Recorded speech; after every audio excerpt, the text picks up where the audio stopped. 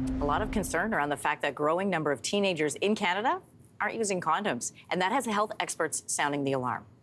A new report from the World Health Organization surveyed 15-year-olds in 42 countries. In Canada, it found that 1 in 3 sexually active teens were not using condoms. That's a 4% decrease in condom use since 2014. This report comes as more people are testing positive for STIs in the country. Shamin Mohamed Jr. is the president and founder of LetsStopAIDS.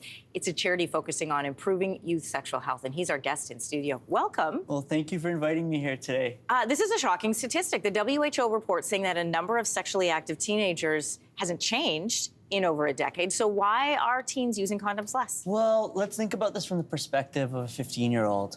Let's pretend that you're a 15-year-old that wants to go and have sex for the first time. First, there's the confidence to walk into a drugstore and even think about buying condoms. Then there's the question about with what money? Are you going to ask your parents for money? Are you going to borrow money? And then on top of all of this, it's about figuring out, why is this even important? This is a growing concern about talking about condoms here right now in our country, is really about making sure that young people feel that they can even have the discussion, have the knowledge to make those decisions. Those issues, though, have always been there, right? The lack of money for teenagers and the fear of walking into the pharmacy or to the drugstore, like that's always existed. Why is the usage rates going down? Well, a lot has changed. I think the issue with condom use has really been, I would say, a threefold.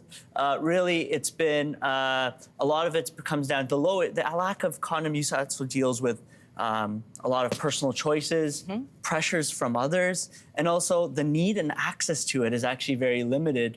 So when you combine these factors, especially with our current health and sexual education system that we currently have, it prevents and associates condom use strictly with pregnancies and STIs, which is actually a major concern.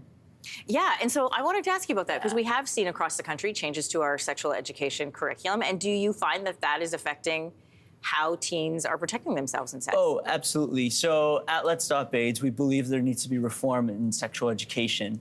And reform means that right now, a lot of our education that we have needs to be more reliable, needs to be more complete and up-to-date with information. A lot of our information revolves around pregnancies and STIs. But there's also these other issues that come up that we need to discuss more about, like being culturally sensitive, gender identity, women's rights issues, consent. These are really relevant topics.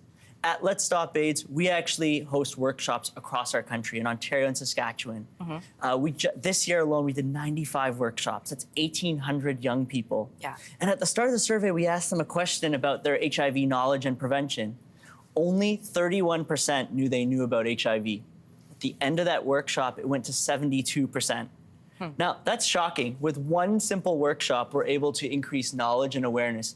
Imagine if there was many other groups and organizations and a coordinated effort of doing this, and how informed our young society would be. Yeah, well, hopefully we could change some of those numbers. What are the STIs that are of main concern right now?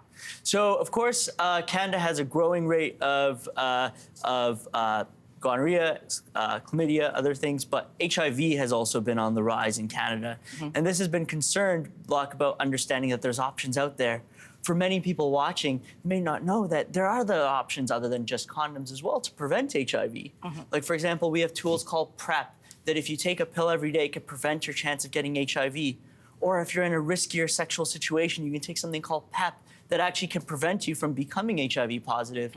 These tools exist, and without a coordinated approach of both our governments, teachers, parents, and youth themselves, we won't be able to make sure this is a collective effort of everyone. We're talking just about Canada here, but then what can Canada learn from what maybe other countries are doing? We know that the increase is happening worldwide, but there are countries that are taking different approaches. Absolutely. It's not that anyone is failing. It's not that Canada is failing. It's that we need to work better together and to make this accessible. We need to make sure that access to condoms, access to sexual information is available and easy to access.